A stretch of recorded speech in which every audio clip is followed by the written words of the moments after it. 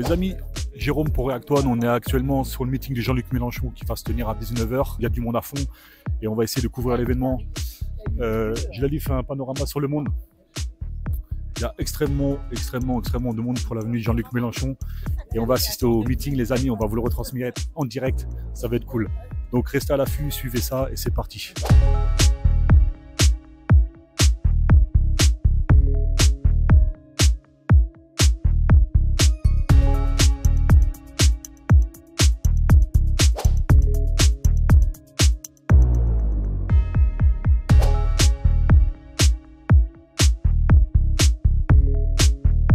Allez les amis, on est bien au meeting de Jean-Luc Mélenchon, React-One les amis, on va couvrir cet événement ce soir.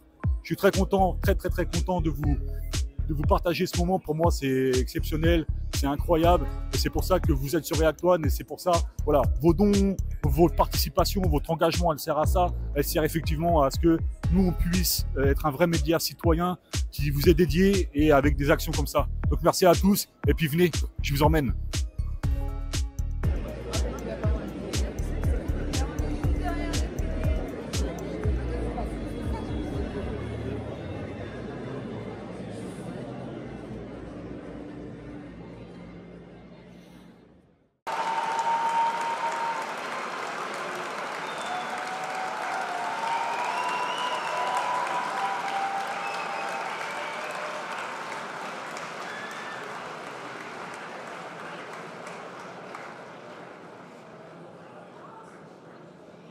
Bonsoir à toutes et à tous. Je vous remercie d'être aussi nombreux ce soir pour ce meeting. Je voudrais remercier les militants de la France Insoumise qui se sont mobilisés depuis un mois pour faire cette belle réussite ce soir.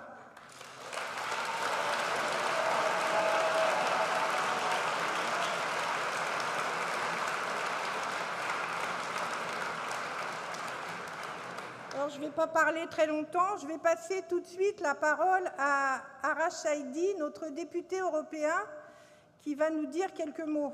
Voilà. Bonne soirée à tous.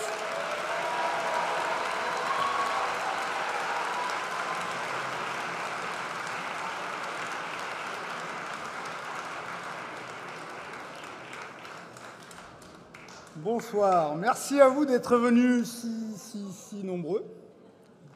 Très nombreux. Vous pouvez vous applaudir. Quel plaisir de t'accueillir, Jean-Luc, ici à Angers. Je crois que ça fait très longtemps que tu n'étais pas venu. Alors, je dois vous avouer qu'au moment où tu te dis que tu vas parler avant Jean-Luc Mélenchon, tu es un peu dans la situation du groupe qui va jouer en première partie de Radiohead. Tu te dis, la salle, elle est là, elle est captive, ils ne peuvent pas bouger parce qu'ils ont peur de se faire piquer leur place. Profites-en, ils n'ont pas le choix. Je vous rassure, je vais faire quoi? Ce que je veux vous dire aujourd'hui, c'est pourquoi un an après, je suis conforté dans mon choix de vous avoir rejoint et de me battre à vos côtés, à tes côtés, Jean-Luc. Je suis convaincu d'avoir fait le bon choix parce que, Jean-Luc, ce que tu as construit, c'est un collectif. Je vais en citer quelques-uns. Manuel Bompard, Clémence Guettet, Paul Vanier, Aurélie Trouvé, Ségolène Amiot, Éric Coquerel, Manon Aubry, Adrien Clouet, Mathilde Panot, Antoine Léaumont, Emma Fourreau, il y en a plein d'autres. Il y a vous, les milliers de militants. Et ce collectif, il continue à croître, à se construire, puisqu'avec des Béranger Cernon, des Anthony Smith, Damien Carême et Rima Hassan, on vous a rejoint.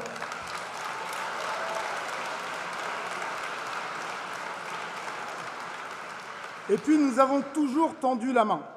Nous avons tendu la main pour faire la NUPES. Nous avons tendu la main pour faire une liste commune aux européennes. Nous avons récemment tendu la main pour faire le nouveau Front populaire. Parce que notre collectif, il est au service d'un projet pour changer la société, pour améliorer la vie des gens, pour le plus grand nombre. Parce que nous ne nous satisfaisons pas de constater avec effroi que les racistes sont méchants. Ils le sont, hein, mais bon. Que les ultralibéraux n'ont de boussole que l'argent. Nous voulons proposer un projet de rupture avec ce système qui ne peut plus durer. Alors, on nous dit souvent que la rupture, c'est violent. Certes, on ne se contente pas d'aller sur les plateaux télé pour s'offusquer de l'injustice du monde ou du budget, tout en les accompagnant gentiment, en demandant, évidemment sans les obtenir, quelques retouches cosmétiques. Pour nous, la violence, c'est le nombre de sans-abri, c'est l'état de l'hôpital, l'abandon de l'école, l'instrumentalisation des services civiques pour faire croire que la censure, c'est la chienlit. Couper soudainement et sans raison les subventions à la culture, au planning familial, aux missions locales, commencez à voir de qui je veux parler. On est en Pays de la Loire quand même.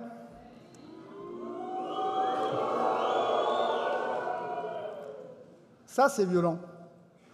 Oui, Madame Morancet, ce que vous faites est violent.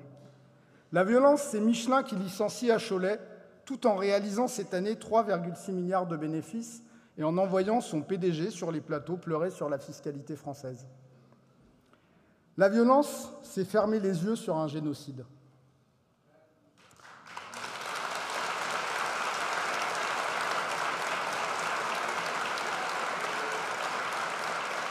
Alors comment pourrait-on se contenter de petits pas quand 1% possède plus que 50% de la population mondiale? Si c'était que 5%, ça allait, excusez-moi du lapsus. Quand on va bientôt cramer 17 fois la planète chaque année, quand Ursula von der Leyen, la présidente de la Commission européenne, part en cachette signer un accord de libre-échange un beau matin en Uruguay avec le Mercosur, pour le bonheur des multinationales, tout en sachant les conséquences néfastes que cet accord va avoir pour tous nos agriculteurs. Alors la rupture avec ce système, elle est nécessaire pour transmettre un monde viable à nos enfants, pour construire la paix, l'égalité, la transition écologique, la justice. Tout ça, tu en parleras tout à l'heure, Jean-Luc, et je suis sûr que tu le feras très bien. Changer le monde tel qu'il est, c'est un devoir, c'est notre devoir. C'est le but que poursuit notre collectif, c'est pour cela que nous nous battons. Et figurez-vous que pour ça, on se tient prêt. Parce que des fois, on nous dit que vous êtes trop prêts. Mais quand même l'être. Donc nous, on est prêts, et pour y arriver, on a même une stratégie.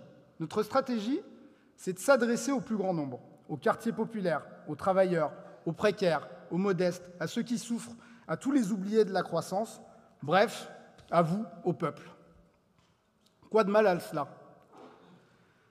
Ça ne plaît pas forcément à ceux qui voudraient toujours décider à la place des autres parce qu'évidemment, ils savent mieux. Eux, ils savent que contrairement aux petits qui ne veulent pas le comprendre, eux, ils savent que le Mercosur et le CETA, c'est très bon pour nous tous. Enfin, c'est surtout bon pour leurs amis. Mais bon, ils veulent nous faire croire que c'est bon pour nous. Je le dis à nos amis, c'est en étant fiables, constants, fidèles à nos promesses électorales que nous redonnerons l'espoir, que nous ferons revenir la confiance et revoter les abstentionnistes dont nous avons besoin pour gagner et changer la France. Certains disent, mais vous voyez bien que ça n'a pas marché au premier tour, ça n'a pas marché du premier coup à Villeneuve-Saint-Georges. Alors, ça n'a pas marché du premier coup, effectivement. Enfin, Louis Boyard, que j'ai fait exprès de ne pas citer tout à l'heure, c'est pas que je l'avais oublié, Louis Boyard, il fait quand même 11 points de plus que la liste de gauche en 2020, à lui tout seul.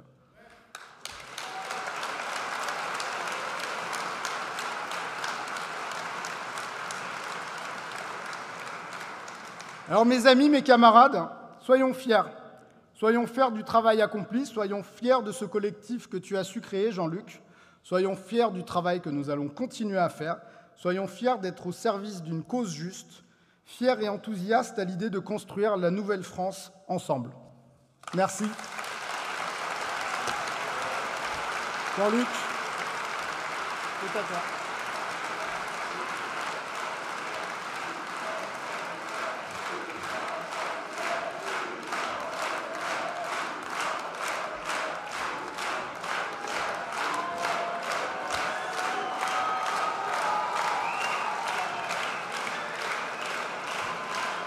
Merci. Eh bien, j'étais assis, on m'a dit, il y en a 1000. Je dis, c'est pas possible. Bah si, apparemment, c'est possible. Je sais que vous êtes venus. pour d'abord dire quelque chose par votre propre présence. Et je sais que c'est toujours ce lien qui nous unit lorsqu'une réunion de cette nature est convoquée. Ce rassemblement a un sens politique. Vous êtes des centaines, vous êtes des milliers, vous êtes des millions à plusieurs reprises dans les urnes, à avoir fait le choix d'une orientation politique avec les Insoumis et d'un programme. D'ailleurs, quand on a fixé la date de cette réunion, il n'y avait pas l'actualité dont il va bien falloir que je vous parle maintenant. Nous avions prévu que ce soit une des premières réunions publiques à propos de l'actualisation du programme L'Avenir en commun, puisque Clémence Guettet, Adrien Clouet et toute l'équipe, aussi bien à l'Assemblée nationale, au Parlement européen et dans le mouvement, avaient travaillé d'arrache-pied pour qu'on soit prêts. Et nous sommes prêts. Quoi qu'il arrive, nous sommes prêts à gouverner, prêts à tout changer, prêts à tenir bon. Je le dis parce que, si bien sûr mon propos à cet instant va venir sur l'actualité, et si bien sûr je ne peux pas vous cacher la tristesse que je ressens à cette heure, et dont je vais vous expliquer les motifs, il n'empêche qu'est intacte la volonté de combat, intacte la préparation à gérer le pays, intacte la volonté d'aller de l'avant, même si parfois c'est avec la gorge qui se serre, avec la fatigue des attaques accumulées et repoussées, avec cette forme d'épuisement qui est cherchée chez nous, qu'à force de nous harceler, de dévaster notre appartement ou notre maison, de nous menacer de mort, de faire des tentatives pour nous assassiner, pour au moins 2 d'entre nous. Oui, c'est vrai, on fatigue. Bien sûr qu'on est atteint. Des fois, on me dit « Ah, vous avez le cuir épais, pas tant que ce que vous croyez, mais j'ai l'art de fermer les écoutilles. » Mais je pense à mes plus jeunes camarades. On a parlé à l'instant de Villeneuve-Saint-Georges. À Villeneuve-Saint-Georges, j'ai même vu un insolent dire « C'était une élection imperdable. » Pardon ? Une élection dans une ville où la gauche avait perdu par 30% contre 70. 70 à droite. Et c'est nous qui avons remonté cette pente jusqu'au point où on a à nouveau rassemblé et fait venir une force qui, bien sûr, ne l'a pas emporté cette fois-ci, mais qui a repris confiance en elle-même. Tous les braves gens des quartiers populaires, abandonnés, niés, outragés par le mépris dont on les accable continuellement, parce qu'on ne tient aucun compte de leur existence et que maintenant, les belles personnes ne vont même plus les voir pour les élections. Cette force que nous avons relevée, elle est relevée ici, et c'est comme ça que je comprends votre présence. C'est la présence de tous les âges, de toutes les générations, de tous les milieux sociaux, pour la rupture avec un système que nous ne supportons plus, avec un avenir dont nous ne voulons plus. Alors, oui, j'ai de la tristesse ce soir, et je n'ai pas cette joie intime qu'en quelque sorte j'ai chaque fois que je présente à ceux qui nous écoutent ce que nous ferons demain de ce pays en le dirigeant. C'est l'inverse. Je dis d'abord ma tristesse. Ma tristesse d'abord parce que le budget qui a été présenté par M. Bayrou est, du fait que la censure ne l'a pas emporté, adopté. Il est considéré comme adopté sans qu'une seule personne ait levé la main pour dire « je l'adopte ».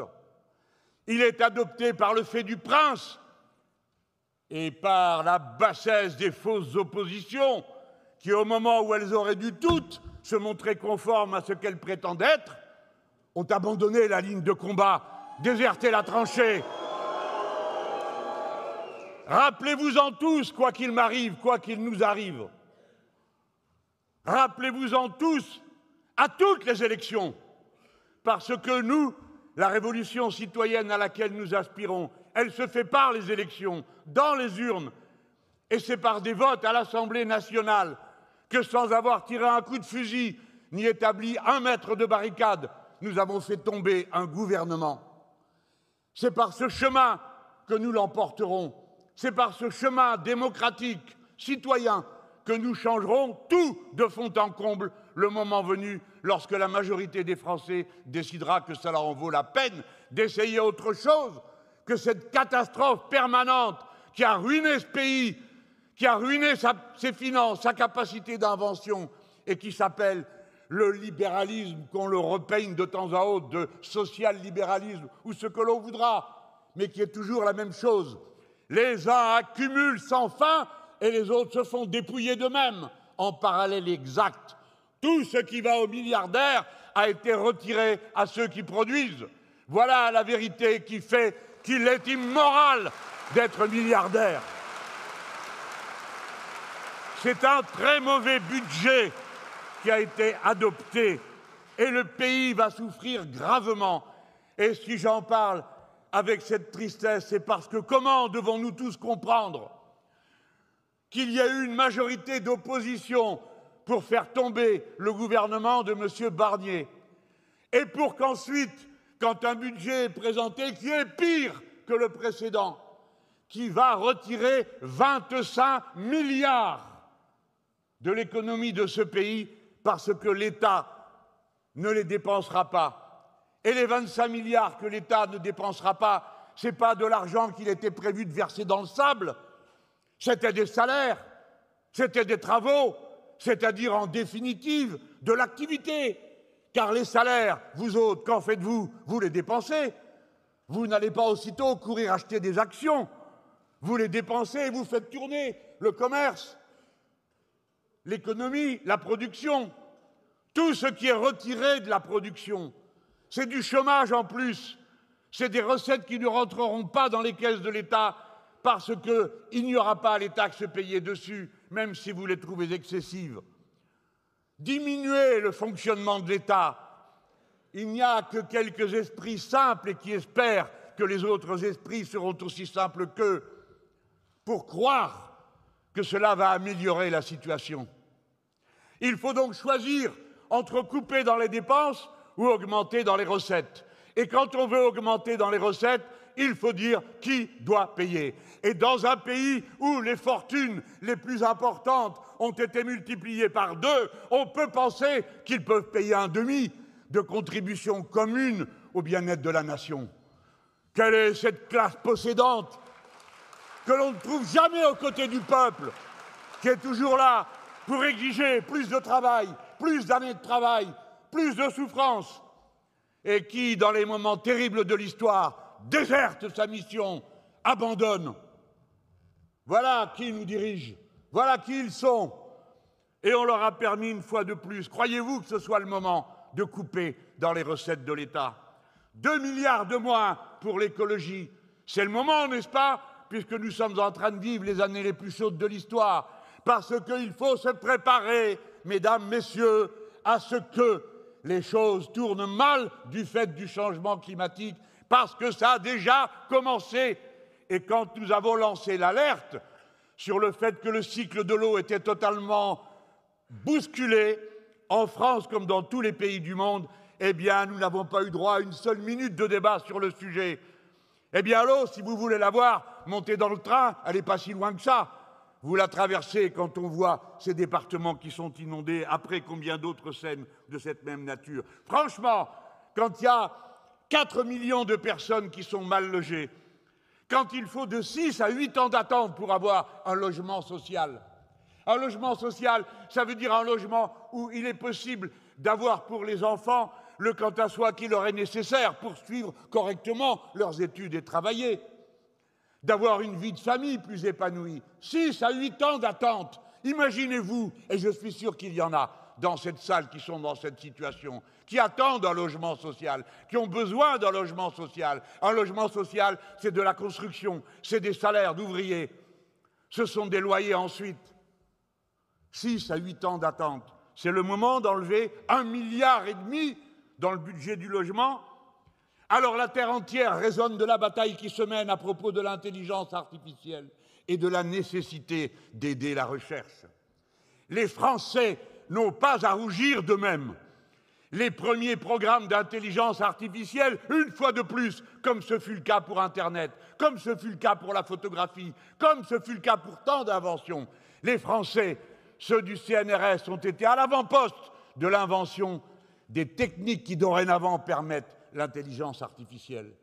La France a déjà des programmes très avancés par le CNRS qui a monté un modèle d'intelligence artificielle appelé Block dont on ne parle jamais, qui apprend en 47 langues au lieu d'apprendre seulement en anglais avant de le traduire dans les 47 autres langues. Nous ne sommes pas à l'arrière-garde de la pensée et de la recherche dans le monde, c'est faux. Mais eux veulent à chaque fois que la recherche soit immédiatement une recherche appliquée. Ils veulent choisir entre les programmes de recherche, entre le programme de recherche pour que les cheveux blancs ne deviennent pas jaunes et le programme de recherche pour trouver des molécules qui vous permettent de surmonter telle ou telle maladie. Ils choisissent le programme qui peut aller le plus vite sur le marché quand c'est l'entreprise privée. Et quand vous donnez l'impôt, le crédit impôt recherche, est-ce que vous savez que cette somme fabuleuse qui a été retirée des poches du service public de la recherche, puisque ce n'est pas à lui qu'on les donne, eh bien le crédit impôt recherche, il profite à la grande distribution et à la banque. Oui, vous m'avez bien entendu, à la grande distribution et à la banque. Eh bien, cette année, on va encore retirer des millions, 1,5 milliard sur la recherche. J'arrête ma liste parce qu'elle pourrait être longue et vous la devinez. Et vous la découvrirez dans les jours qui viennent, car vous êtes venus pour une deuxième raison que je connais. J'ai assez vécu pour le savoir. Quand ça va bien ou quand ça va mal, tout d'un coup, vous êtes très nombreux. Pour que ça aille mieux quand ça va bien et pour résister quand ça va mal. Et vous voulez comprendre, j'en vois ici qui ont des cheveux blancs comme moi, des fois même plus. Eh bien, chaque fois qu'il y a eu une situation où tout semblait se liguer contre nous, tout le monde est venu, des fois avec des papiers pour prendre des notes. Oh, les très anciens doivent se souvenir de la discussion sur la rupture du programme commun. Nous sommes un peu dans cette situation aujourd'hui. Les gens venaient, les ouvriers dans mon quartier, là-bas dans le Jura, c'était les ouvriers de Belle, les ouvriers de Grosjean, les ouvriers qui venaient du deuxième plateau, de ceux qui faisaient des lunettes et des montres. Tout le monde voulait comprendre ce qui se passait. Comment allait-on se faire voler au dernier moment la victoire à laquelle nous aspirions et que pour finir, par le jugement du peuple et sa mobilisation, nous avons fini par emporter. Et en 2005, quand on nous a dit, tous, autant qu'ils étaient, les puissants, les importants, les commentateurs qui ont un avis sur tout et qui ont raison sur tout, tous nous avaient dit, si jamais vous votez non, c'est l'hiver nucléaire qui commence, les sauterelles vont arriver, ainsi que la peste, à Bubon, s'il vous plaît, la plus douloureuse. Et pour finir, les gens sont venus écouter d'un village à l'autre, des fois dans la Réunion. Et qu'entendaient-ils? Ils entendaient des arguments et ils se sont fait une conviction. Et 55% d'entre eux ont dit non. Non, nous ne voulons pas que l'Europe serve à constitutionnaliser le néolibéralisme. Et nous avons eu raison, c'est bien que les élites ont dû dire « le message est parfaitement compris, vous avez dit oui ». Et parce que ce jour-là, on a commencé à tordre le bras de la démocratie en France. Alors oui, tout est parti dans le décor. Et d'élection en élection, le peuple se disant « nous sommes tout le temps trompés », ont pris des décisions de plus en plus radicales jusqu'au moment où elles ont permis à la France insoumise de devenir la première organisation la plus nombreuse, la plus votée, 4 à 5 fois plus haut que le suivant qui arrivait derrière, liquidant déjà une première fois complètement la bande à Hollande, descendue à 1,67%. Alors oui, on me dit, il y a la gauche qui travaille et qui, paraît-il, s'en va négocier. Négocier quoi? Ce n'est pas le rôle des parlementaires de négocier avec le gouvernement. Il y a un gouvernement, il y a une opposition. L'opposition s'oppose et on vote. Et on voit le résultat. On nous a dit qu'il n'y a pas de majorité dans cette Assemblée, c'est vrai. Mais sur la base des propositions du nouveau Front populaire, du travail d'Éric Coquerel et des autres camarades qui sont là-bas, nous avons fait adopter une série de mesures qui permettaient d'aller taxer ceux qui ont les moyens de payer. Et de telle sorte qu'évidemment, ils pleuraient à chaudes larmes dans tous les médias auxquels ils accédaient. Mais si on nous avait suivis, alors le déficit serait passé en dessous de 3%, puisqu'il paraît que c'est leur repère suprême. alors que là, il va dépasser les 5% sans que vous en voyiez la couleur. Demandez-vous, les gens, comment se fait-il que le déficit soit plus grand alors que nous avons moins de services? Comment se fait-il que ces gens aient osé nous reprocher 100 milliards qu'ils nous accusaient de faire de déficit si on appliquait le programme L'Avenir en commun, et eux ont fait 3000 milliards. Et c'est à ces gens qu'il faudrait faire confiance, c'est à eux qu'on devrait demander quelle est l'issue pour cette situation. Depuis quand va-t-on demander pour médecin celui qui vous a brisé les bras et les jambes? Qu'est-ce que cette nouveauté incroyable? Et c'est pourtant ça qu'on vous vend. Et vous avez vu, d'abord retenez la leçon, vous les jeunes, vous regardez bien comme ils vous méprisent. Ils vous prennent pour des gens qui n'ont pas de cerveau. La dernière fois, c'était « Oh, s'il n'y a pas de budget, la carte vitale ne va plus marcher au mois de janvier ».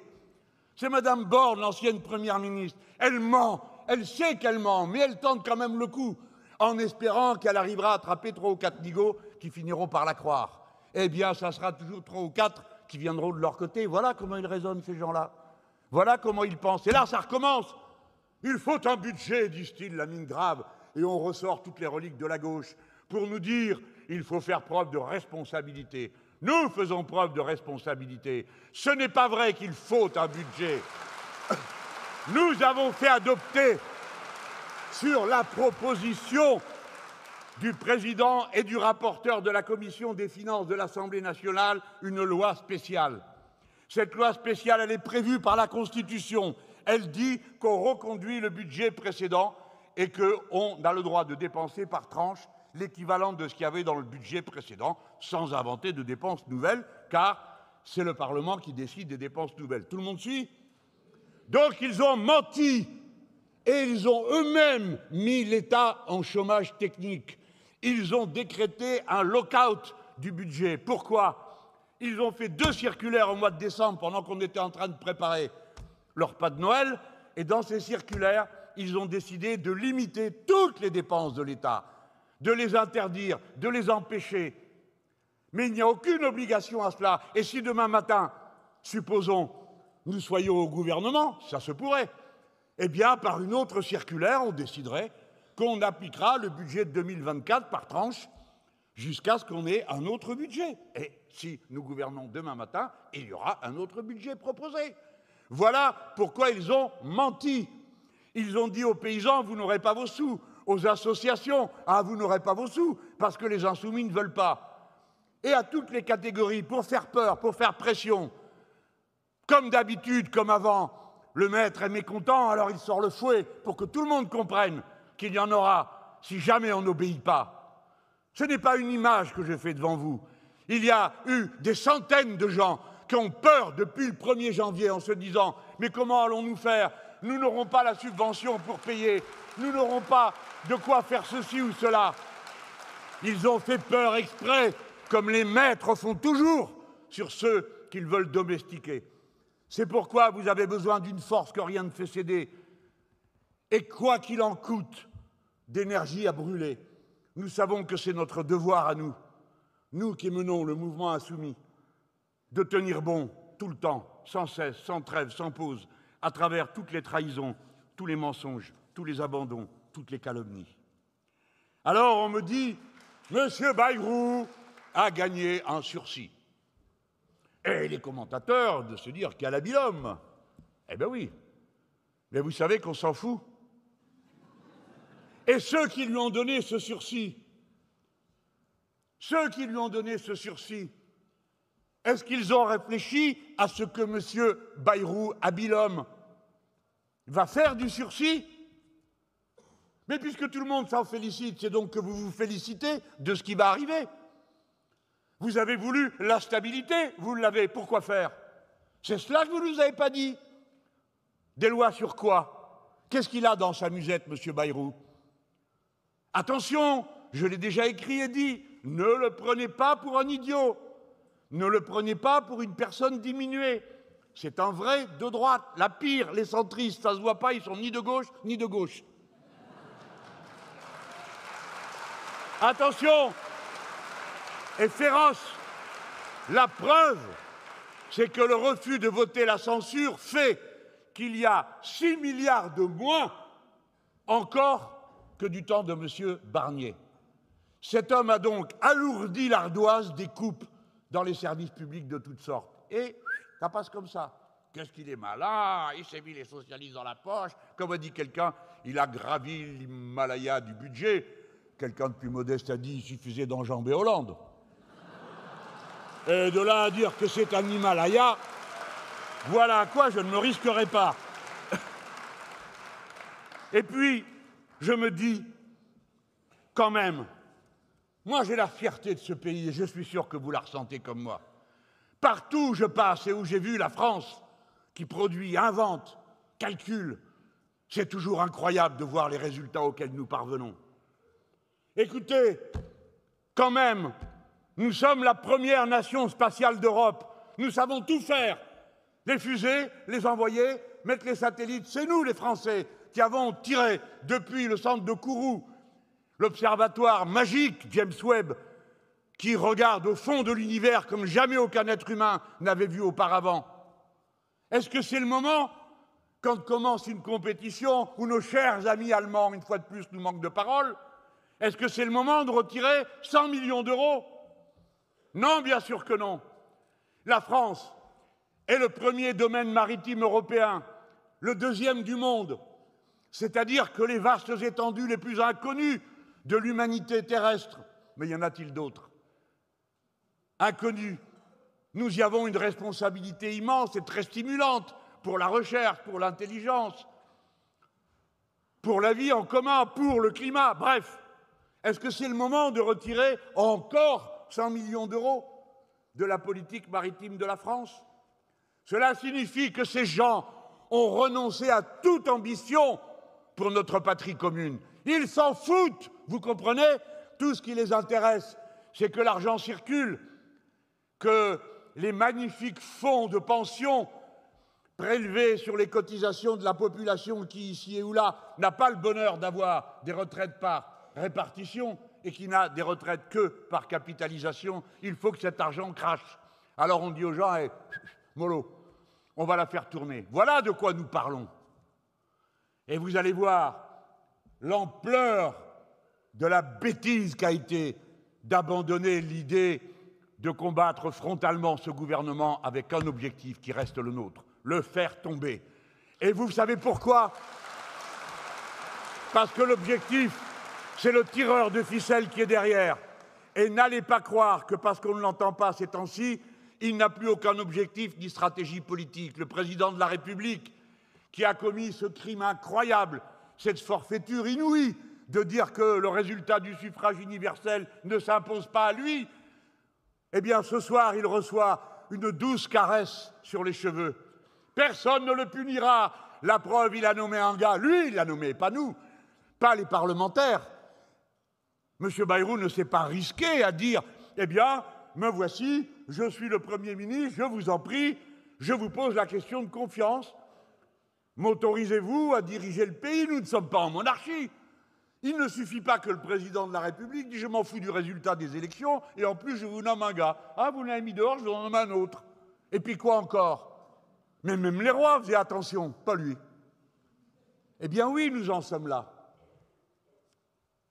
Eh bien oui, l'objectif, c'est de faire tomber le gouvernement avec pour stratégie que si on fait tomber le suivant, eh bien le président de la République sera obligé de s'en aller. Et oui, nous voulons le faire partir. Parce que c'est un crime, la forfaiture. Il n'y a pas de honte à le dire. Alors, Français, alors, Françaises, vous avez moins de dignité, moins de nif, comme on dit, que les Coréens, parce que les Coréens, leur président a dit c'est la loi martiale, eh bien, ils ont tenu bon et fait la grève générale jusqu'à ce qu'ils s'en aillent. Il faut aller prendre des leçons en Corée. Sinon, ça veut dire que vous acceptez tout. Pas vous, bien sûr, mais je m'adresse à ceux qui peut-être à cet instant m'écoutent. C'est un devoir, si l'on aime la France, si l'on aime la République, si l'on croit à la démocratie, non pas de se faire donner des leçons par ces gens qui viennent tous les 5 minutes en donner à tout le monde, mais de défendre vraiment et concrètement les principes auxquels on croit. Alors, ça tombe au pire moment, cette histoire. 25 milliards de moins, au moment où notre voisin allemand est en récession, au moment où la politique de M. Trump présente le risque immense de bloquer le commerce mondial.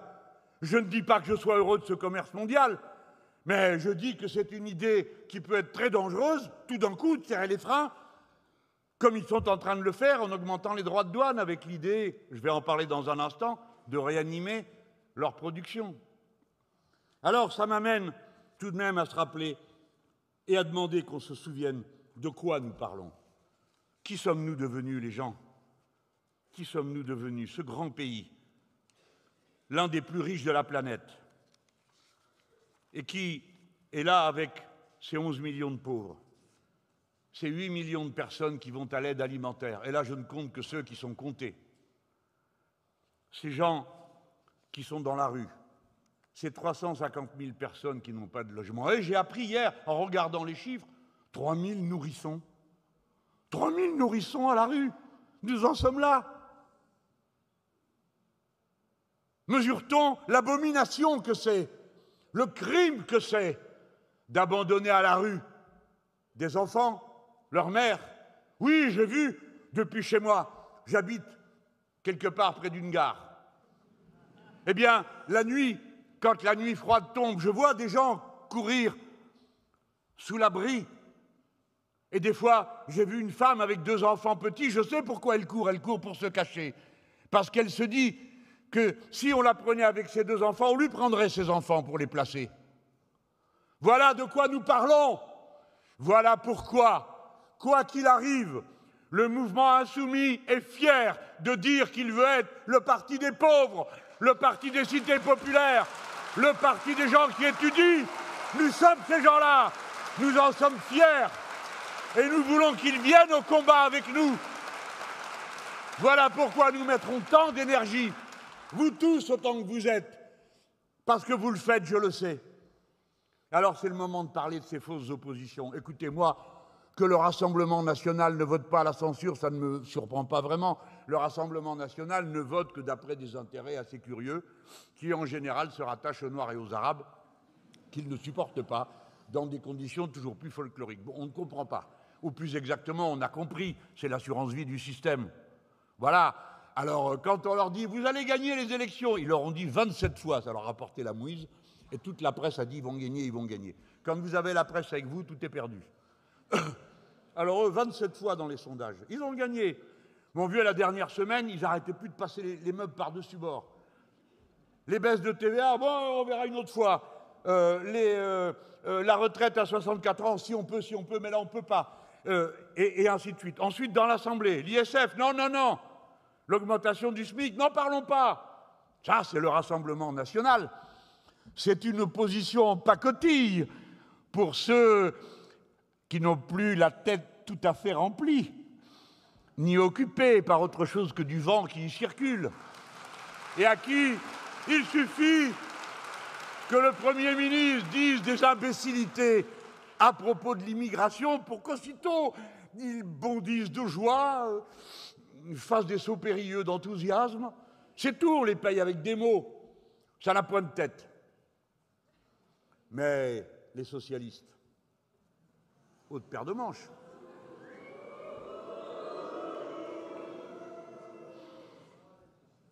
Moi, j'en parle avec tristesse parce que je vous dis les choses comme elles sont.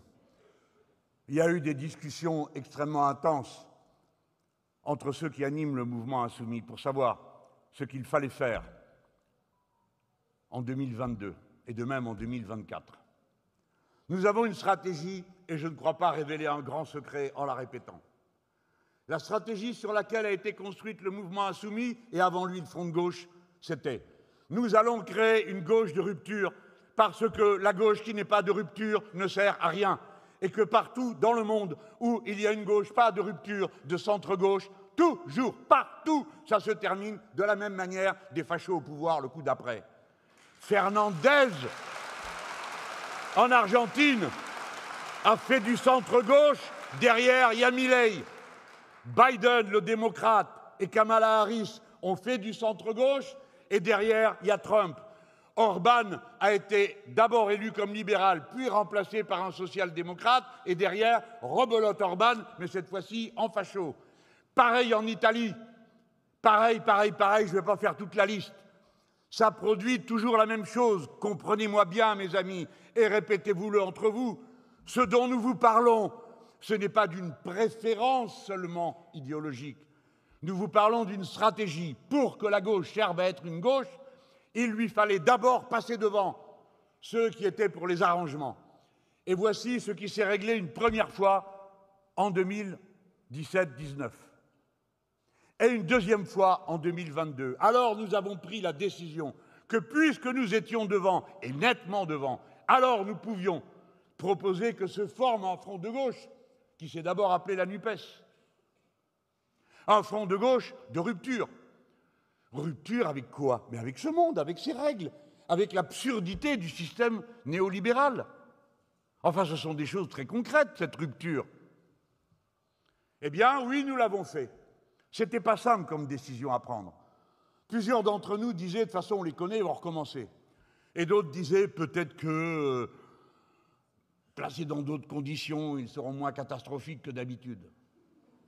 Et en effet, la première fois, ça ne se présentait pas trop mal. Quand on a fait la NUPES, évidemment, un mois après, ils commençaient déjà à dire du mal de nous, parce que leur raisonnement à eux, c'est il ne faut pas dire qu'on connaît Mélenchon, il faut mieux lui jeter des pierres parce que ça fait plaisir aux bourgeois de gauche qui ensuite vont voter pour nous, se disent-ils. Et voilà comment ils ont inventé les macronistes de gauche. Moi, j'ai dit, vous savez, des macronistes de gauche, il n'y en a pas, ça n'existe pas. Parce qu'à part de faire macroniste, eh bien, ils sont vraiment de droite. D'ailleurs, des génocidaires de gauche, non plus, ça n'existe pas. Je le rappelle au passage. Donc, mieux vaut appeler les choses par leur nom. C'est la démocratie, hein. Ceux qui sont de droite, ils sont de droite, et puis ceux qui sont de gauche, ils sont de gauche. Il y a les partageux d'un côté, les égoïstes de l'autre. Tout ça, on connaît, enfin, on ne le découvre pas là cette semaine. Mais eux, ils pensent qu'en flattant, il y a une France qui souhaiterait être apaisée.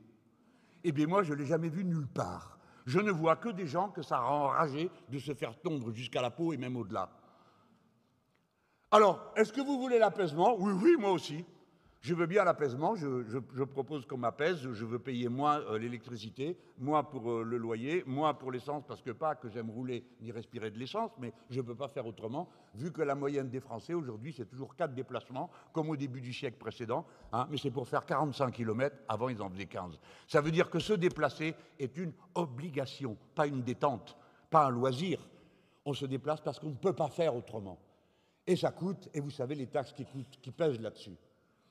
Voilà toutes ces choses. Alors oui, nous voulons bien être apaisés, et nous comptons d'ailleurs apaiser la vie des gens qui vivent cette chienne de vie dont nous voulons changer les règles. Alors, s'il vous plaît, allez jouer la comédie ailleurs. Allez faire les raisonnables et les responsables auprès de ceux qui peuvent entendre un tel discours. Et si vous les ramenez à gauche, tant mieux. Mais ne nous cassez pas les pieds. Ne nous empêchez pas de faire ce qu'on a à faire.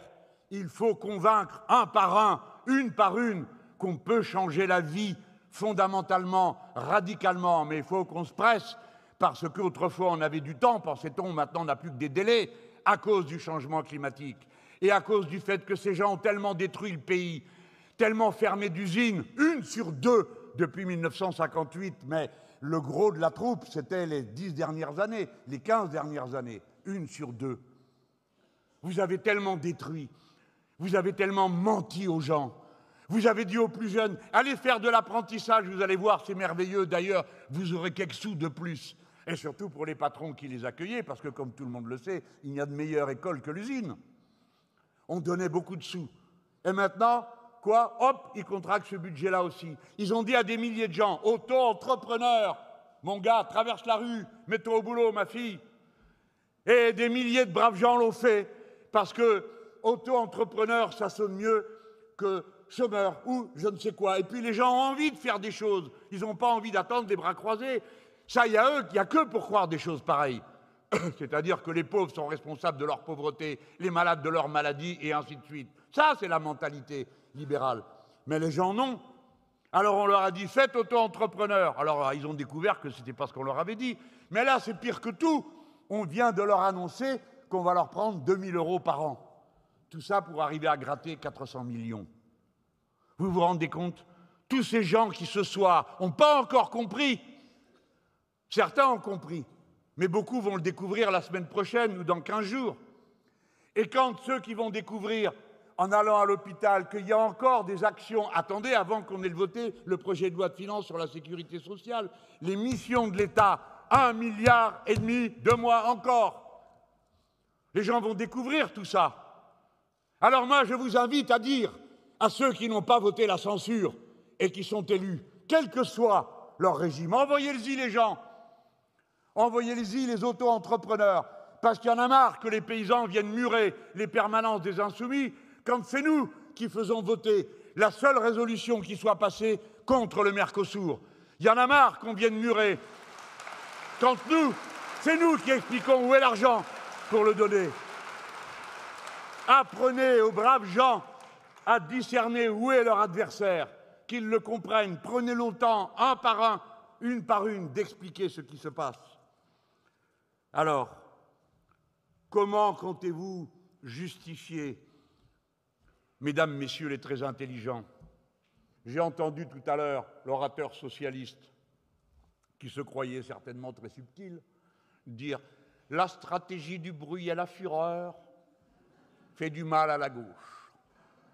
Ça fait maintenant 12 ans qu'ils me sortent le bruit et la fureur. J'ai même entendu un journaliste plus bête que la moyenne, c'est dire cet homme, en parlant de moi, est un fou. La preuve, il veut être le bruit et le fureur.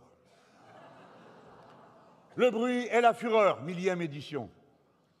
C'est un vers de Shakespeare. Et c'est le titre d'un des plus grands romans du XXe siècle de M. Faulkner.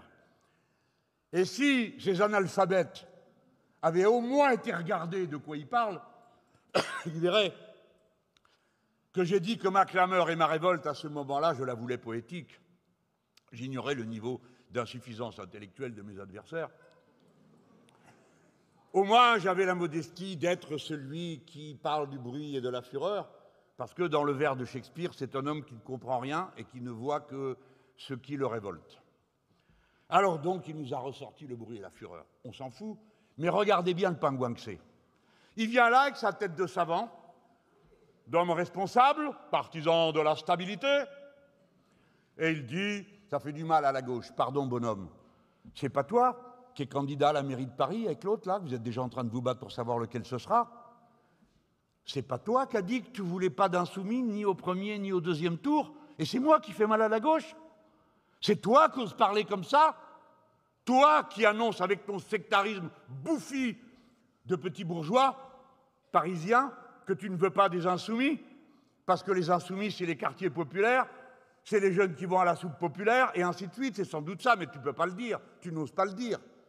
Tu prends donc des grands airs pour dire ça. Je te rassure, puisque tu ne veux des insoumis ni au premier ni au deuxième tour dans ta liste, tu vas être satisfait. Les insoumis voteront pour leur propre liste au premier et au deuxième tour à Paris. Et la vie vaut pour tous les autres. Ça suffit de nous parler comme ça. Nous ne relevons pas le 10e de ce qui est dit. Et nous allons au fond. Enfin, je suis sûr, j'espère qu'il y a des socialistes dans cette salle qui sont nos camarades de combat. La preuve, c'est qu'il y en a 6 qui ont voté avec nous la censure du gouvernement à l'Assemblée nationale. Non, on me dit, non, c'est le coup d'avant, 8. Cette fois-ci, c'est 6. Le coup d'avant, c'était 8. Bon, ils sont 6. Ils ont été tous menacés. Ils sont liquides. Ce n'est pas eux, nos ennemis. Nos ennemis, c'est ces chefs. Personne ne nous avait dit qu'ils allaient ramener Hollande. Ils l'ont sorti de la naphtaline en douce. Le mec, il était à peine dehors. On lui tend un micro. Qu'est-ce qu'il a à dire? Première parole, première pensée politique profonde. S'en prend à moi. Qu'il se taise, dit-il. Mais pour qui tu te prends?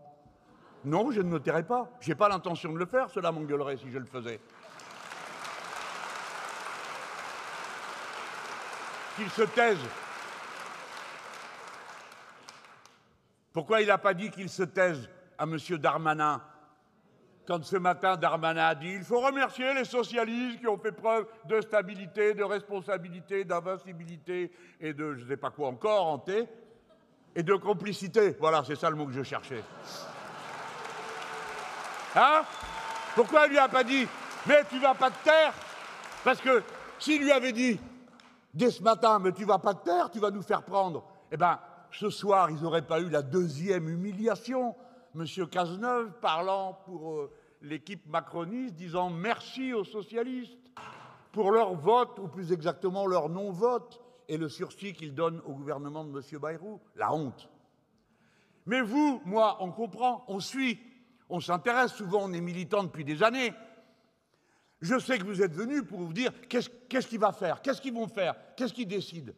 Mais d'abord, il faut que nous aidions les gens à comprendre ce qui est en train de se passer. Parce que, voyez-vous, chaque fois que nous protestons, que nous disons « mais ce n'est pas acceptable de faire ça », ah, ils tirent à boulet rouge. Et vous avez les micros qui sont là. Que reste-t-il du nouveau Front populaire? Ils espèrent que je dise quelque chose pour pouvoir vous désoler, vous désespérer. Et peut-être parmi vous, il y en aurait qui disaient « mais pourquoi il dit ça? Il ne devrait pas ». Et après, vous m'envoyez des mots pour me remonter le moral. Il ne fallait pas dire ça. Envoyez-moi des mots pour me dire quand vous êtes content de ce que j'ai dit. Parce que ça m'aide, hein? Mais pourtant, il faut bien que je dise. Et je vais dire le fond. On est capable de faire semblant, des heures durant, des jours durant, des semaines durant, de faire semblant que tout va bien. Juste pour pas qu'il y ait la pagaille. Et comme ils sont bêtes, plus on se tait, plus ils exagèrent. Et plus ils exagèrent, et plus vous vous en rendez compte. Tandis que si on restait à comme ça, hein, un petit truc d'escrime, vous direz « oh là là !» Et d'ailleurs, ce matin, j'ai entendu madame... oh zut, ça vous arrive à vous aussi, c'est toujours les noms propres. Hein? Les noms propres et les noms... Non, mais à vous aussi? Vous aussi? Pourtant, vous êtes jeune, il paraît que c'est un truc de vieux. Bon. La dame qui dit des blagues à France Inter le matin. Hein? Voilà, Charline. Madame Charline. Madame Charline, ce matin, elle s'est foutue des socialistes. Bravo. Mais elle dit la gauche ceci, la gauche cela. Eh oh, oh, oh, oh, oh, oh.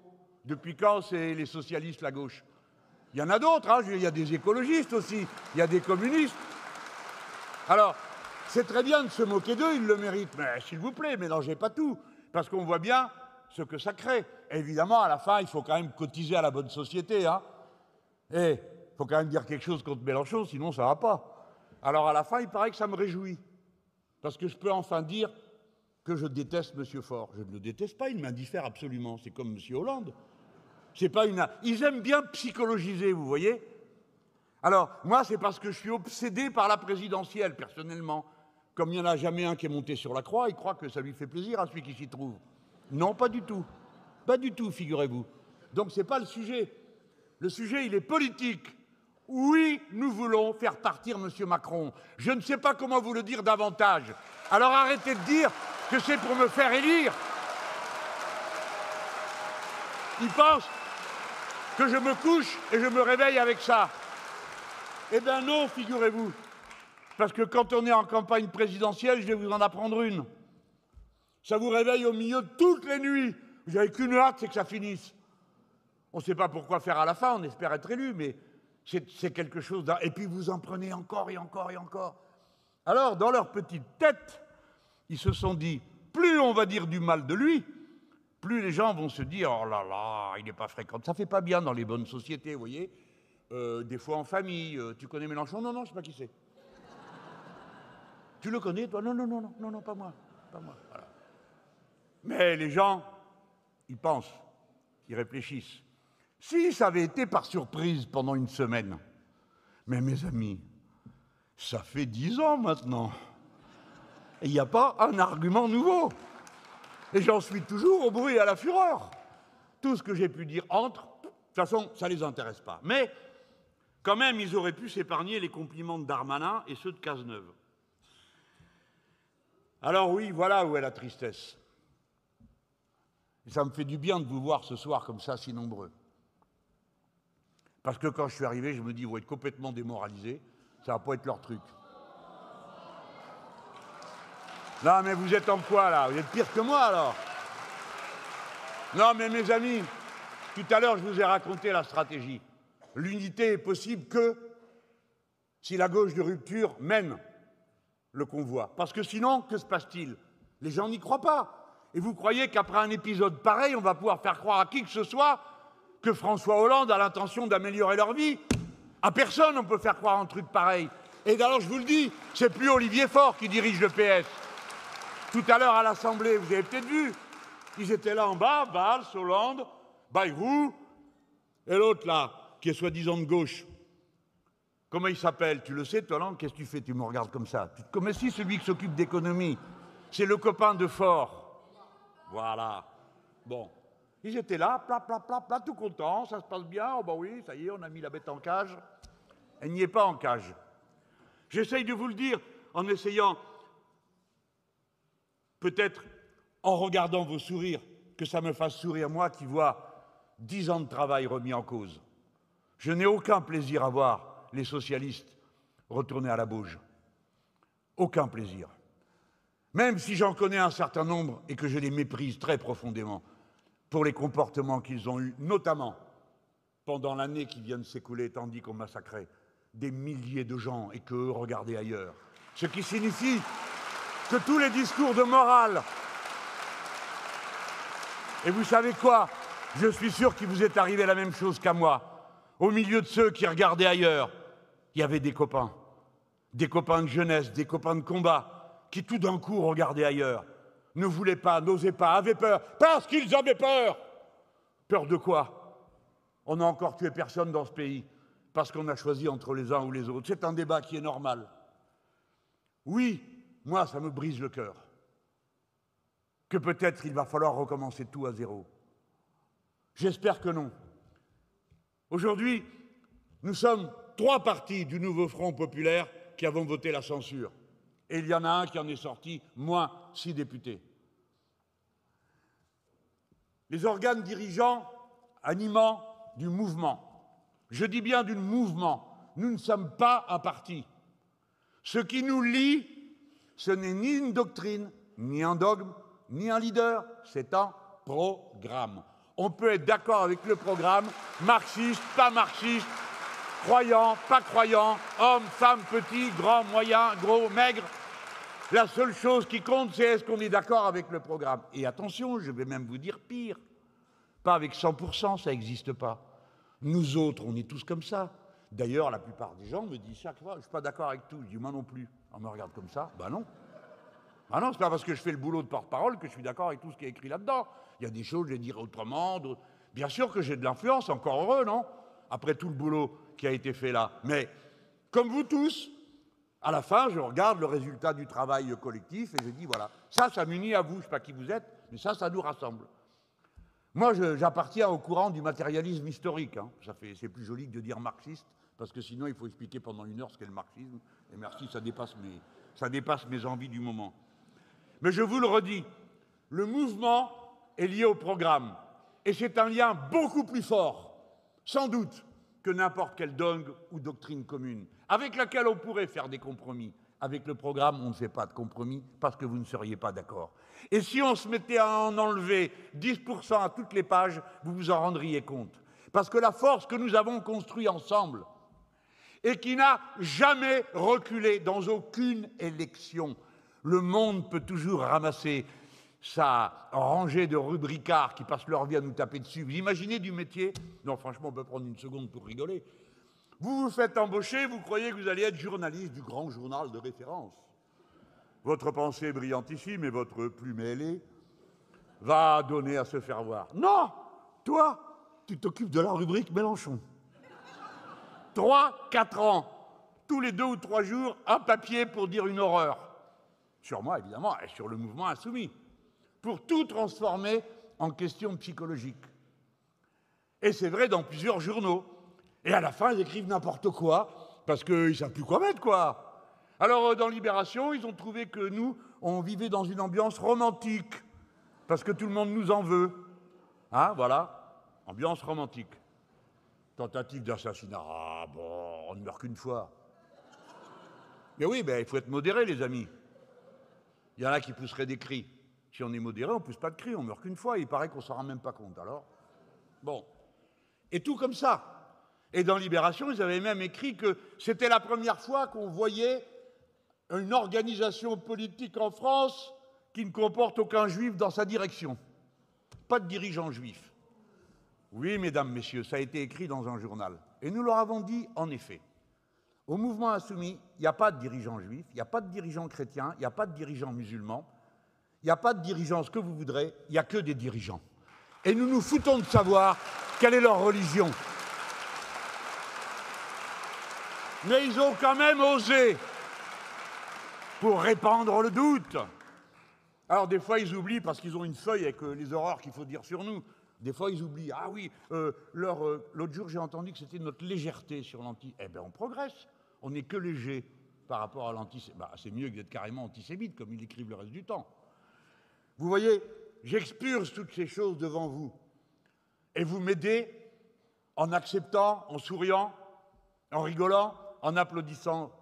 Vous m'aidez à évacuer tout ça. Cette charge énorme de méchanceté. Et encore, moi je suis un homme. Je veux dire, je suis du genre masculin. Mais quand la personne qui passe dans leur cible est une femme, je veux dire, du genre féminin, alors elle prend le double, le triple de ce que prend un homme. Voilà ce qui se passe en ce moment même contre Ercilia Soudé, contre Rima Hassan et combien d'autres. Voilà. Comment peuvent-ils dire « nous censurons Barnier parce que sa politique n'est pas bonne » et ensuite « nous ne censurons pas Bayrou qui est pire que Barnier ». Qu'est-ce qu'ils ont convenu en douce? Vous le saurez quand vous allez voir M. Bayrou profiter de son sursis. Voilà ce que vous allez voir. Et vous allez voir comment le fameux conclave qui a été organisé, l'autre, ça ne le dérange pas d'aller chercher un nom religieux. Ah là, non, là, la laïcité, c'est pour une autre fois. Il y a un conclave avec des syndicats, la démocratie sociale, paraît-il, mais c'est eux qui choisissent les syndicats. Celui-ci, oui, celle-là, non, celui-là, oui, celui-là, non. Et en avant, et personne ne discute rien. Si, la CGT a dit, mais c'est quoi la règle de composition de ce truc? Il manque 2 syndicats sur 3 dans l'agriculture. Il y a des gens qui sont là, qui ne sont pas un syndicat représentatif. Alors pourquoi les autres, dits pas représentatifs, ne sont pas là? Je veux dire, si l'UNSA y est, pourquoi Solidaire y est pas? Hein? Bon, par exemple. Qu'est-ce que c'est ce machin?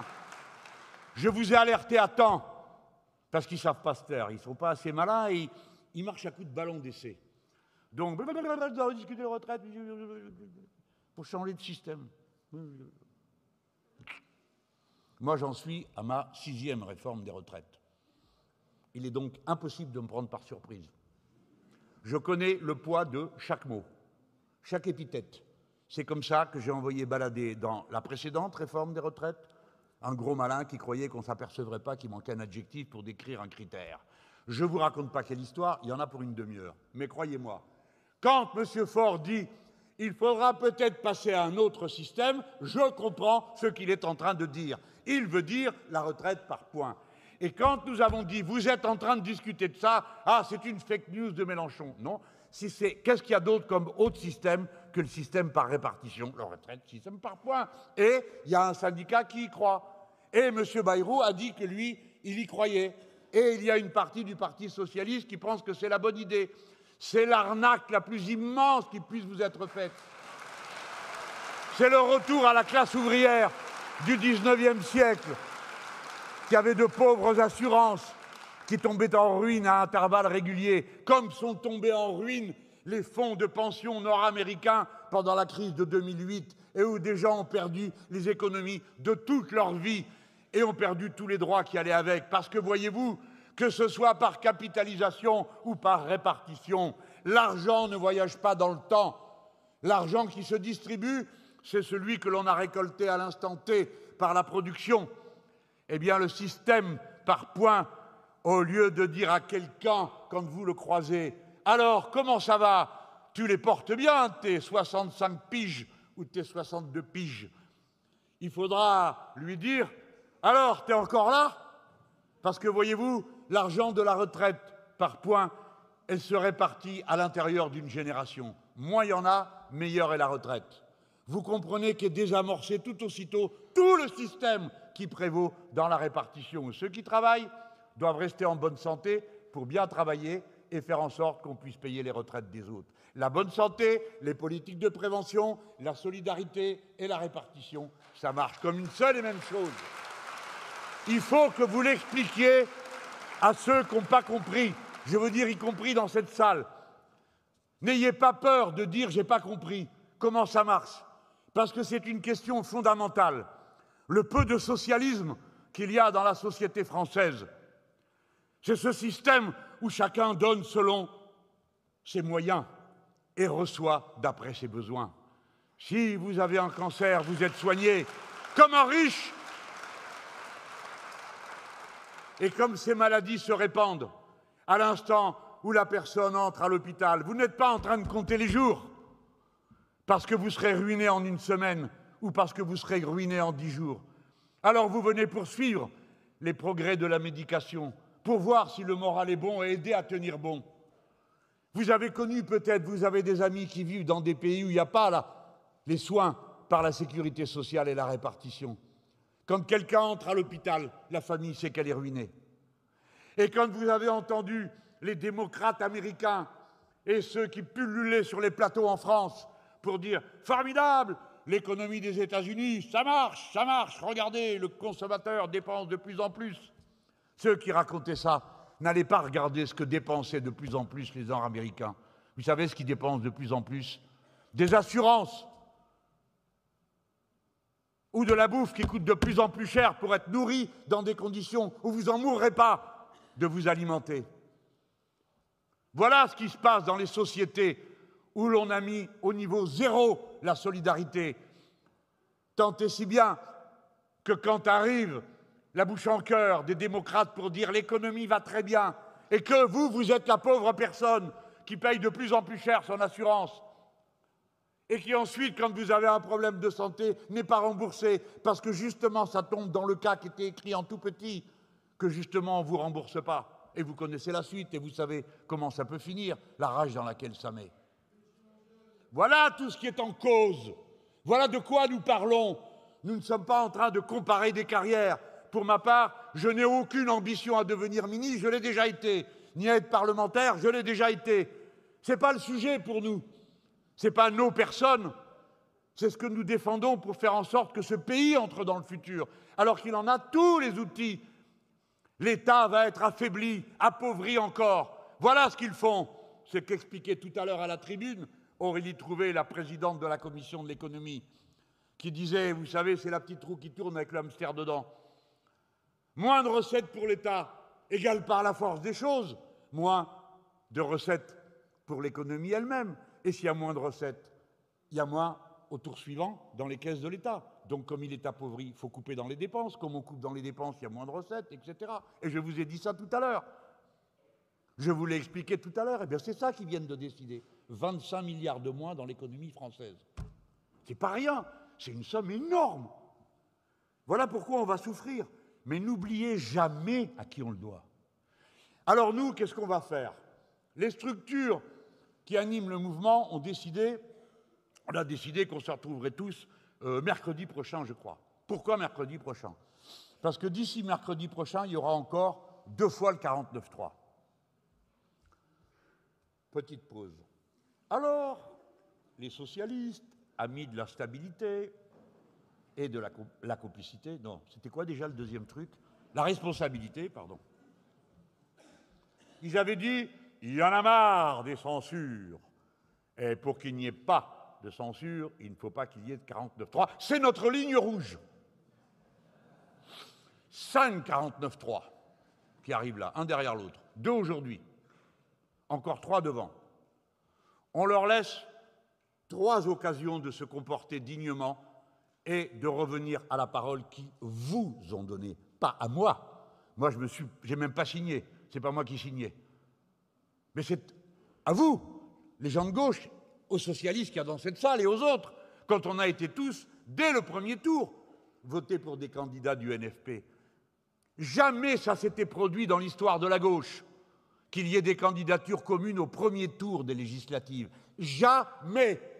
Alors qu'on ne vienne pas me dire que les insoumis qui ont inventé ce système, qui l'ont mis sur pied, seraient intéressés à ce qu'il tourne mal. C'est tout le contraire. C'est nous qui avons d'un seul coup tué tout ce qu'on avait sur le cœur et signé cet accord. Et quand on nous a dit, puisque Place Publique a gagné 2 points devant vous, alors il faut donner 100 circonscriptions. Nous l'avons fait, parce qu'on voulait que ça passe, parce que nous étions responsables devant l'histoire. Ni vous, ni moi, ni aucun d'entre nous n'avait envie de se réveiller un matin avec le Rassemblement national au pouvoir en se disant « Merde, on aurait pu faire autrement ». On a fait ce qu'il fallait, parce qu'on a lu nos livres d'histoire, parce qu'on sait comment ça a déjà mal tourné dans le passé. Et eux nous font le chantage à la division. Alors, ils ont encore 3 occasions de se rattraper. Mais que tout le monde entende bien, nous ne voulons pas être confondus avec eux. Nous sommes des gens honnêtes, nous tenons notre parole, nous souffrons, nous prenons des coups. Quand nos amis se font repérer, leur boulot est en cause. Nous sommes dignes de la confiance que nous demandons aux gens quand nous la leur demandons. Nous ne voulons pas être confondus avec ces trafiquants, avec ces menteurs, parce qu'ils mentent quand ils disent « nous avons des lignes rouges ». Plus de 49.3, plus de censure. L'autre te dit, il y aura quand même 49.3. Bon, il y aura aussi... Nous allons voter une censure. Pas celle-là, celle-là non plus, celle-là non plus. Enfin, un jour ou l'autre. Enfin, peut-être la prochaine fois. Tiens, la semaine prochaine, on va prendre un texte et on va faire une censure au gouvernement. Parce qu'il a mal parlé de l'immigration. Comme ça, ils sont bien sûrs que personne ne va la voter, à part nous. Encore un faux semblant, un attrape-gogo. Vous voyez, nous signons des accords, nous sommes la gauche qui travaille, pas la gauche qui braille. Vous voyez mes ailes, je suis un oiseau. Et puis, nous votons des censures inoffensives. Vous voyez mes pattes, je suis une souris. Et voici comment la chauve-souris politique passe, virevoltant, pour capturer les petits moustiques que M. Bayrou veut bien lui donner en fin de soirée. Oui, alors il n'y aura pas les 3 jours de carence. Ah, nous avons obtenu une victoire historique. Attends, t'as jamais été syndicaliste de ta vie, toi, parce que t'as pas l'air de savoir ce que c'est qu'une négociation. Si tu reviens avec un truc pareil et que tu t'es pas rendu compte que dans le même temps, ils ont décidé de réduire de 10% l'indemnité maladie de tout le monde, alors c'est que tu comprends rien. Et à propos, facho,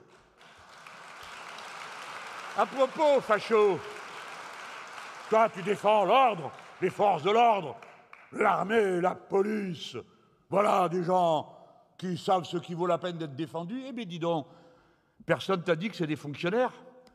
Donc, quand le militaire il tombe malade, quick, 10% de moins pour lui. Et il est peut-être tombé malade parce qu'il s'est pris un mauvais coup sur un champ de bataille, parce qu'il a obéi. Ah, 10%. Et le policier, pareil. Alors, le RN, vous êtes vous aussi la stabilité, la responsabilité. Opposition de pacotille. Les socialistes sont prévenus. Il y a 3 votes devant.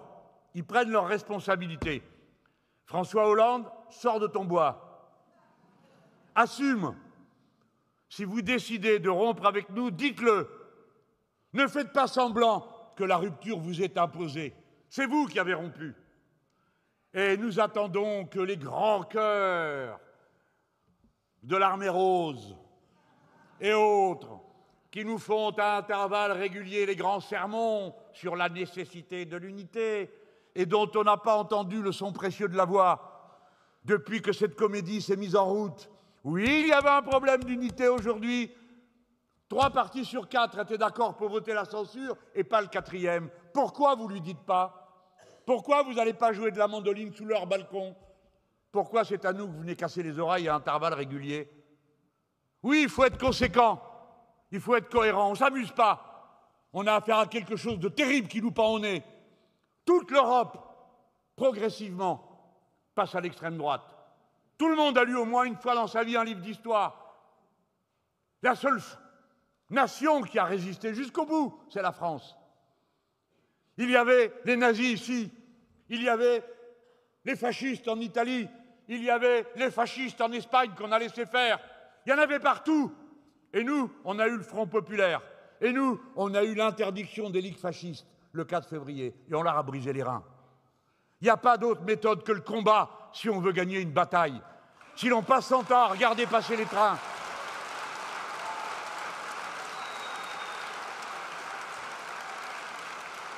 ne croyez pas que vous êtes une île dans le monde. On a mal géré, il y a 3 000 milliards. Ben, foutez dehors ceux qui font des milliards de dettes. Hein? Ça serait une solution. Sinon, après, comment vous allez faire? Je vous connais, vous ne voulez pas payer.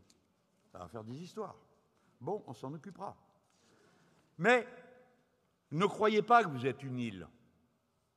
Nous sommes le seul pays de toute l'Europe où il y a une gauche radicale qui arrive à plus de 20% et qui peut occuper le pouvoir par la voie démocratique. Le premier et la première qui faiblit, nous le paierons tous. C'est pourquoi il faut tenir bon, quoi qu'il arrive. Et nous ne pouvons tenir bon que si nous méritons la confiance des milieux que nous voulons entraîner dans la lutte. C'est-à-dire ces millions d'abstentionnistes qui restent parce qu'ils pensent que ça ne sert à rien, tout ce qu'on fait, et qui sont lents à la détente, et qui, des fois, ont déjà tellement de choses à faire dans leur propre vie que, qu'est-ce que vous voulez, monsieur Mélenchon, qu'on s'occupe en plus de toute la planète? Eh bien, va falloir, parce qu'on n'a pas le choix.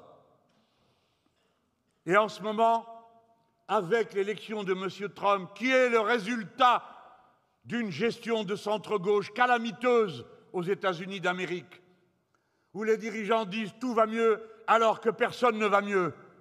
Mais les indices vont mieux, mesdames, messieurs. Alors, si les indices sont contents, quelle raison avez-vous de ne pas l'être, même si vous n'avez rien à manger, même si vous n'avez plus de toit, même si vous ne pouvez plus vous déplacer? C'est ça qui a produit Trump, et rien d'autre. Eh bien maintenant, Trump est là. Et Trump est dans un pays qui, en réalité, est ruiné par le néolibéralisme. Aujourd'hui, les États-Unis d'Amérique ne produisent pas grand-chose par leur propre industrie, ne produisent pas grand-chose par leur propre agriculture, comparée au total du produit national de la richesse qui est censée être produite chaque année. Cette richesse est la richesse des services, notamment des services financiers. Et comme les services financiers se jugent en dollars et que le centre de ces services est aux États-Unis d'Amérique, vous avez un PIB extraordinaire et quand vous le partagez entre les habitants, ça donne des résultats inouïs. Mais si vous rapportez ça à telle ou telle ville, tel ou tel comté, à ce moment-là, vous découvrez qu'on est aux États-Unis d'Amérique dans plus d'une région plus pauvre et que l'on meurt plus tôt qu'au Bangladesh. Voilà ce qu'est cette économie des très riches d'un côté et les crevards de l'autre. La masse à qui on peut vendre des produits mortels qui vont comme des zombies dans les rues. Et après, c'est les mêmes qui viennent et qui disent « Ah ah, qu'est-ce que c'est que cette histoire? Nous allons augmenter les droits de douane, sauf si vous mettiez des policiers pour arrêter la circulation de cette drogue. » Parce que, disent-ils, c'est le Mexique, avec un gouvernement de gauche, qui est responsable du passage de la drogue. C'est incroyable. 3500 kilomètres de frontières communes avec les États-Unis d'Amérique, ça rend prudent. J'aime mieux vous dire que les discussions que j'ai eues avec eux, on en apprend. Hein. Faut vivre avec un voisin pareil. Et de l'autre côté, pareil pour le Canada. Et voici que lui dit « Je vais m'emparer du Groenland. Le Groenland, ça appartient aux Danois. » Vous en pensez ce que vous voulez, mais les Danois avaient l'intention de demander aux gens du Groenland qui c'est qu'allait les diriger, pourquoi ça ne serait pas eux-mêmes et indépendants. Ils décident qu'il va s'en emparer, à votre avis, pourquoi? Parce qu'il y a au Groenland, maintenant que la glace fond, tout ce dont ils ont besoin. C'est beau pas les chercher plus loin. Et ce n'est pas faute de l'avoir annoncé, ça aussi. Que fait l'Europe? Rien. Le maître a parlé. Ils sont tous atlantistes jusqu'au trognon. Les États-Unis d'Amérique, c'est leur chef. Point final. Donc ils ne diront rien. Trump peut les dépouiller vifs. Ils sont incapables de vouloir quoi que ce soit. Et nous sommes dirigés par des incapables, par des gens qui sont tellement bêtement acquis à des idées plus que stupides. Quand Madame van der Leyen, à qui personne n'a donné de mandat, s'en va signer pour Mercosur sans avoir l'avis de personne, à commencer par l'avis de la France, qui est une des principales nations agricoles du monde européen, on a le droit de dire « mais il n'arrête pas de rompre le contrat qui est fondamental, qu'il nous vendait hier comme le contrat fondateur, c'est-à-dire la liberté politique vous donnera la liberté économique. La liberté économique vous garantit la liberté politique. C'est pourquoi le capitalisme et la démocratie, c'est les deux noms d'une même chose. Eh bien non, ce n'est plus le nom d'une même chose. Ils ont rompu ça et l'Empire est de retour. Comprenez-le bien, les États-Unis ne sont pas dirigés par un fou. Il est sans doute d'un tempérament différent de la moyenne. Mais écoutez-moi bien, ne commettez pas l'erreur de psychologiser les problèmes. Ce qu'il est en train d'essayer de faire, et qui à mon avis est absurde et ne réussira pas, c'est reconstituer une base productive aux États-Unis pour pouvoir mener la compétition avec l'autre grande puissance du monde productive qui est la Chine. Aujourd'hui, ils sont 10 kilomètres derrière. Et ils pensent qu'en rétablissant des droits de douane, on relancera l'activité des États-Unis d'Amérique qui produiront parce que ça vaudra la peine et ça coûtera moins cher. Mais ce n'est pas tout. Comment comptent-ils relancer cette activité? En soignant les gens? Non, non, non. En déclenchant l'économie de guerre. Et ils ont dit, vous allez tous payer 2% de votre richesse nationale à acheter du matériel de guerre, tous ceux qui sont membres de l'OTAN. C'est-à-dire les principaux pays que vous avez sous les yeux, notamment en Europe.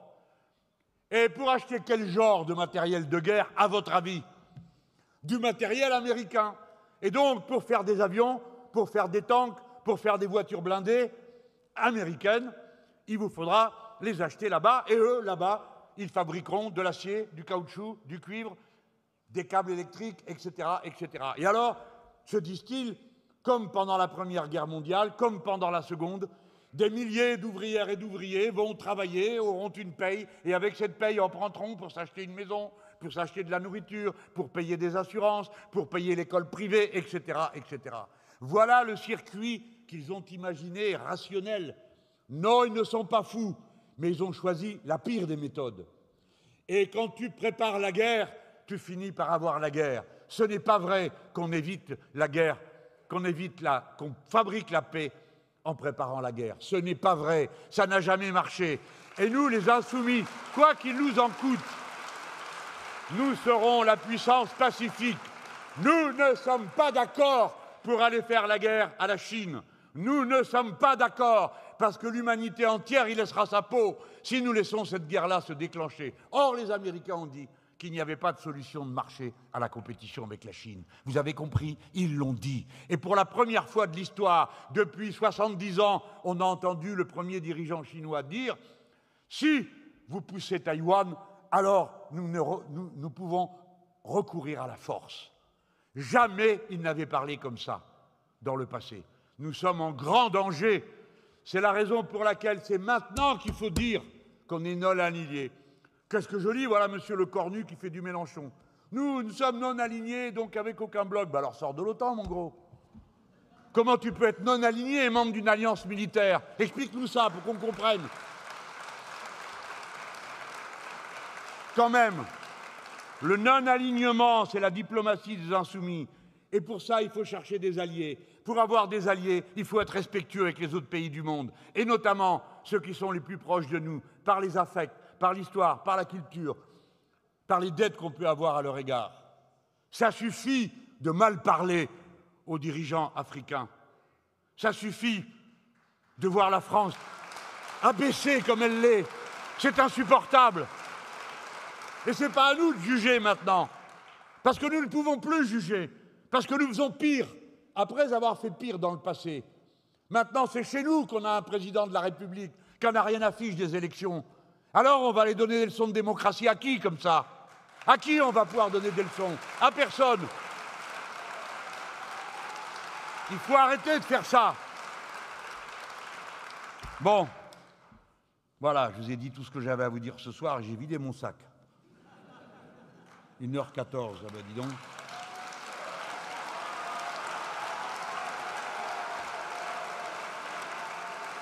Allez, une petite pour la route.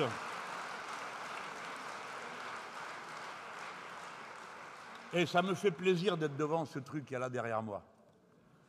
Pour deux raisons.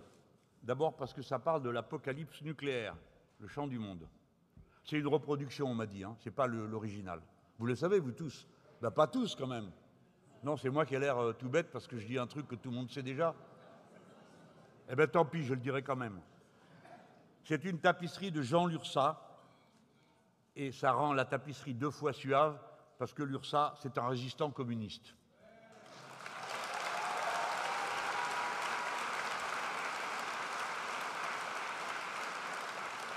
Ouais. Tout le monde est prêt à applaudir les résistants du passé. Et les résistants d'aujourd'hui sont là dans cette salle. Et je sais très bien quelle comparaison je fais, et si ça leur plaît pas, je m'en fiche. Bon, comme je vais descendre de cette tribune, d'habitude je lis une citation, j'en ai une pour vous. Comme vous savez, je suis coprésident avec Clémence Guettet de l'Institut La Boétie. L'Institut La Boétie, il a rétabli une passerelle avec les intellectuels à qui on ne demande pas d'être notre avis, mais de nous aider à penser. Et nous avons rétabli la circulation des idées entre les intellectuels et la gauche critique. Parce que des intellectuels critiques, il y en a aussi dans ce pays. Et que ceux qui nous dirigent sont des ignorants, très rustiques, comme cette ministre de l'Enseignement supérieur qui avait décidé que le CNRS allait faire des enquêtes sur les programmes de recherche des universités pour voir où il y avait des islamo-gauchistes et des wokistes. Et comme c'était déjà très mal parti, le CNRS, au bout d'un moment, a fini par s'énerver, parce que c'est un peu comme si on avait dit dorénavant, la RATP va nous dire si la SNCF fonctionne bien. Alors ils ont dit écoutez, c'est pas notre boulot, et quant à chercher l'islamo-gauchiste, on n'essaiera même pas parce que ça n'existe pas. Ce qui était une bonne réponse. Mais au passage, comme il faut faire américain, ils se sont mis à condamner le wokisme. Moi, j'ai toujours pas compris ce que c'était. Alors, on m'explique ceci, cela. Bon, alors, en anglais, woke, ça veut dire s'éveiller. Depuis quand c'est pas bien de s'éveiller? Mais, alors, oui, mais ça dépend sur quoi? Précisément, c'est le but de la science. Et vous avez l'autre qui n'a même pas été capable, alors que ses parents lui payaient les études, d'aller au moins jusqu'au bout de sa licence d'histoire, là. Monsieur Manuel Valls. Un jour, il arrive. Écoutez, c'est trop drôle. C'est trop drôle de voir des gens pareils. Il arrive, quelqu'un lui dit, mais vous n'avez pas fini vos études? Il dit, non, je n'ai pas ma licence, j'assume. Comme si c'était un acte d'héroïsme de ne pas avoir de licence. Moi, j'en ai une, mais ce n'est pas un acte d'héroïsme non plus. Je suis allé, quand c'était l'examen, j'y allais. Quand il y avait une interro écrite, j'y allais. Et puis, j'allais aussi en cours. C'était pas si dur que ça, vous savez, monsieur Valls. Et puis, pardon de vous dire que la philo, c'est un peu plus compliqué parce que la plupart du temps, on ne sait même pas de quoi on parle. Alors donc, c'est quand même un problème. L'histoire, au moins, c'est une science. Hein. Pas la philo, ça ne cherche pas à être une science. Donc, celui-là, aussi, nous donnait des conseils. Et il a dit une chose qui est un truc de fasciste. Mais il ne s'en rend pas compte parce qu'il est ignorant. Il a dit, il ne faut pas chercher à comprendre car c'est excusé.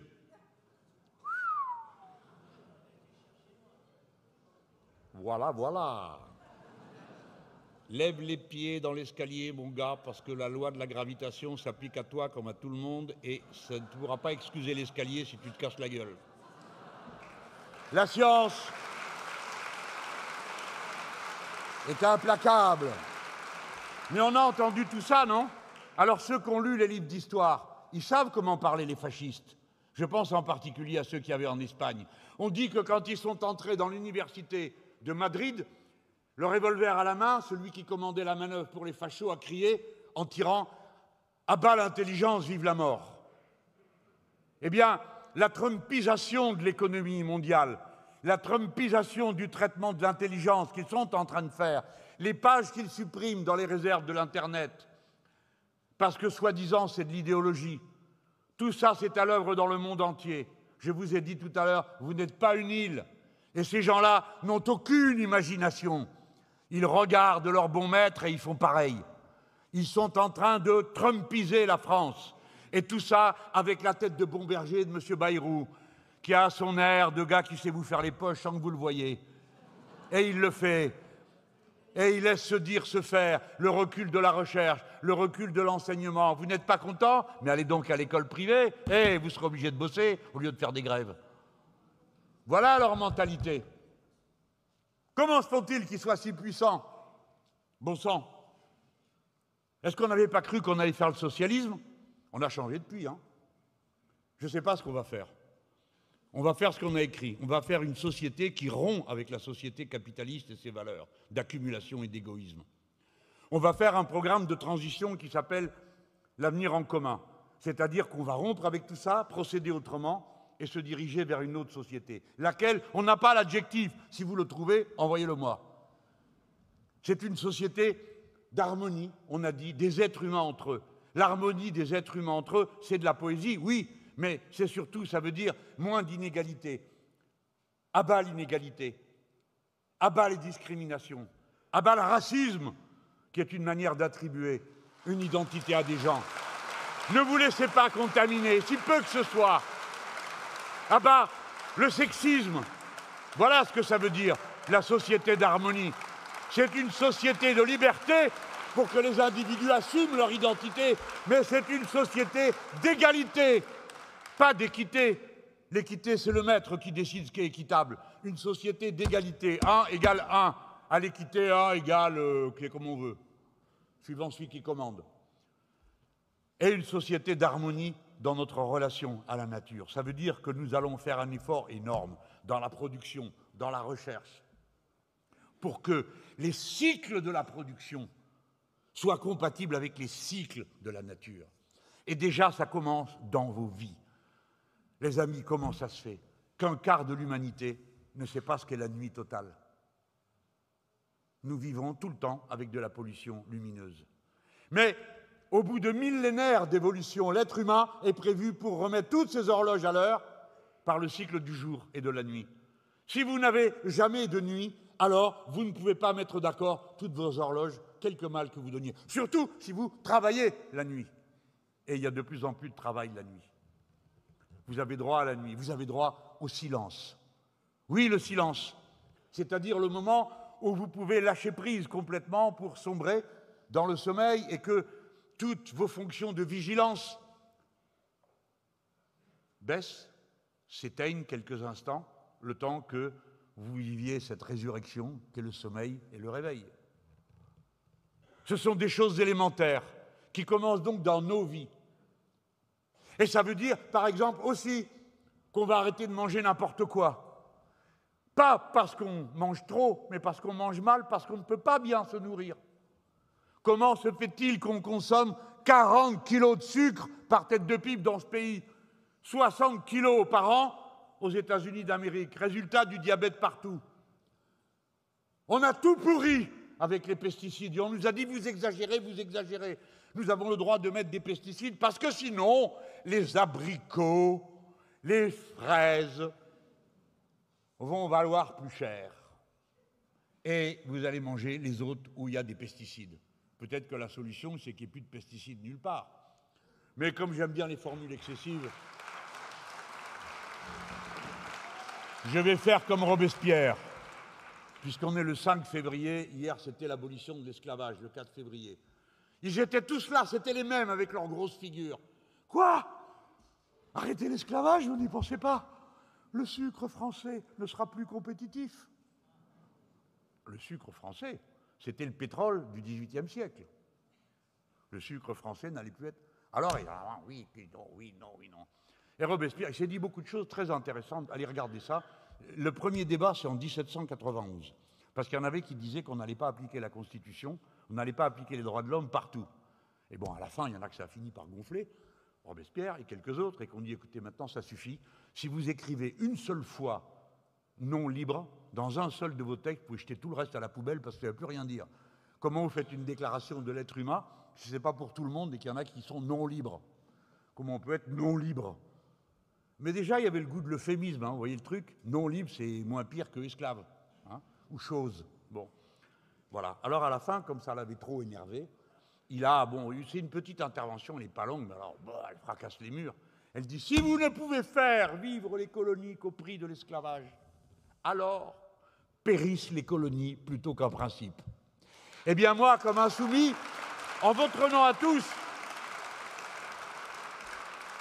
périsse leur compétitivité pourrie plutôt que le droit de chacun de vivre une vie normale, décente,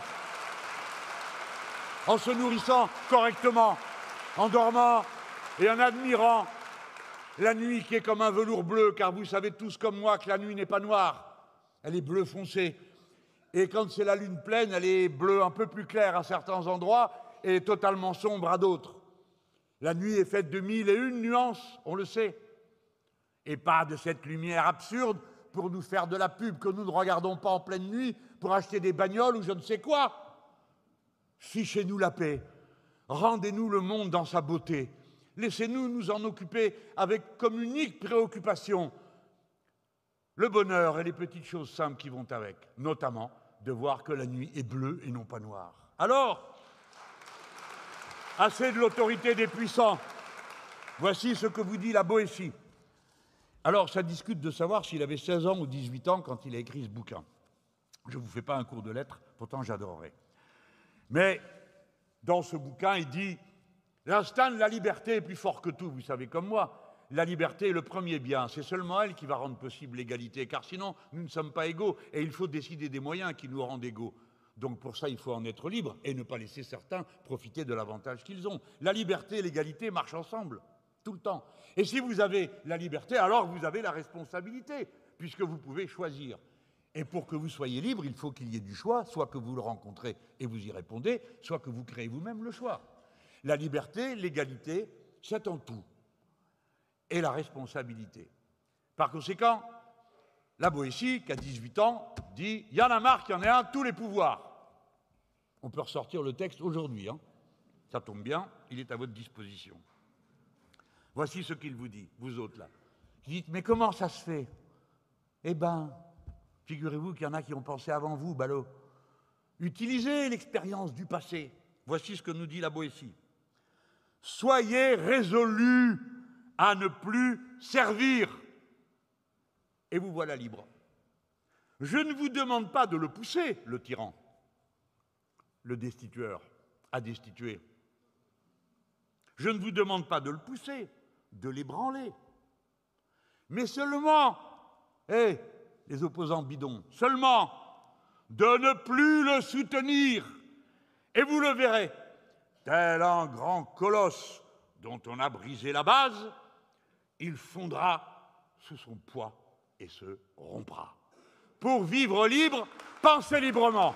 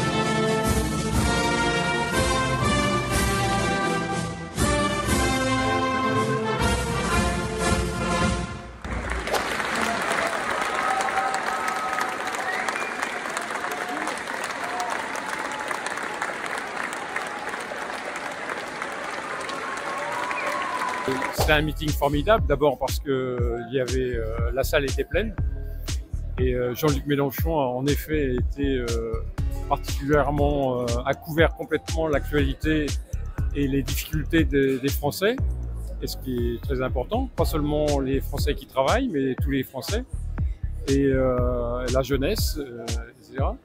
Et donc, que dire, je pense qu'il met le doigt sur le fait que l'espoir est en train de se construire autour et dans la France insoumise, et que c'est ça l'élément le plus important, un des éléments les plus importants, même s'il a fini sur la question de la Boétie qui est une question importante, c'est-à-dire du lien entre le politique et les intellectuels.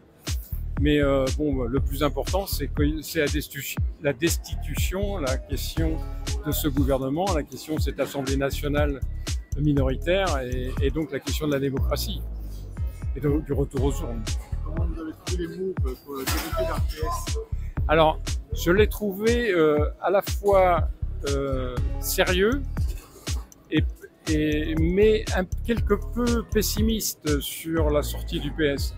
On pourrait penser que ça pourrait que nous aider, finalement.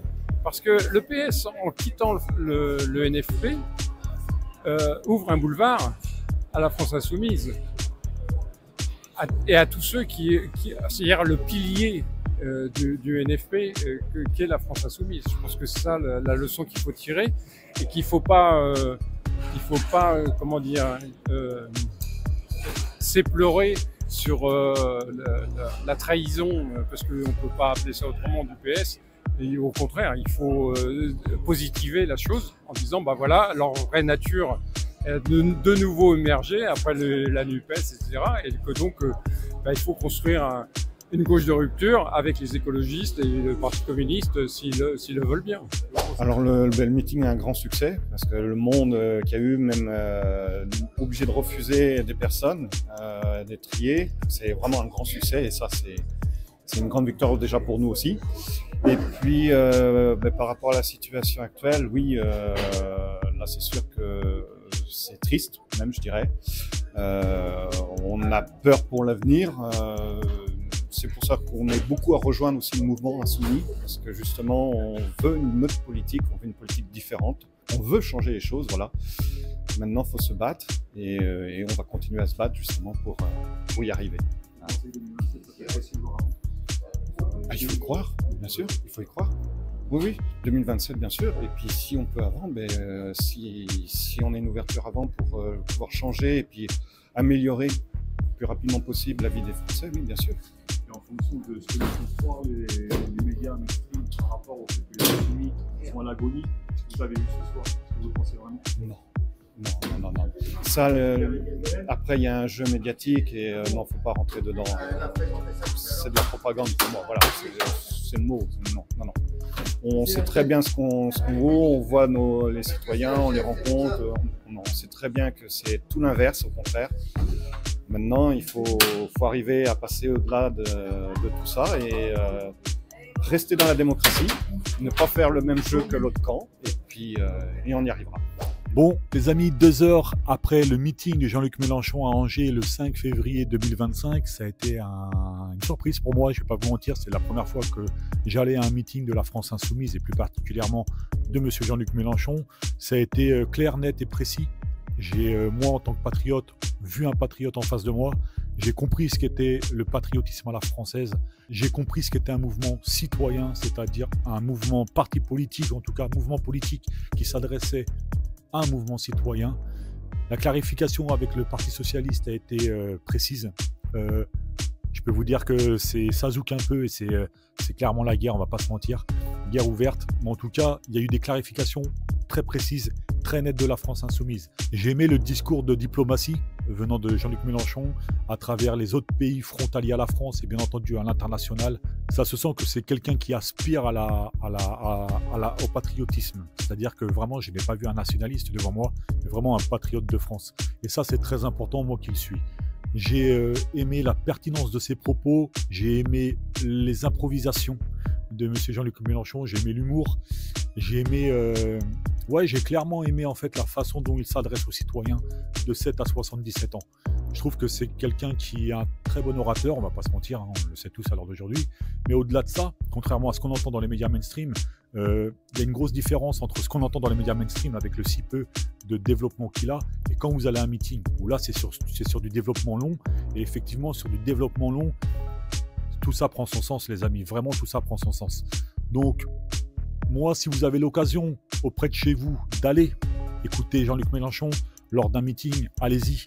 Vous allez voir la puissance de l'orateur, vous allez voir la puissance des idées, la puissance du discours, la puissance du patriotisme.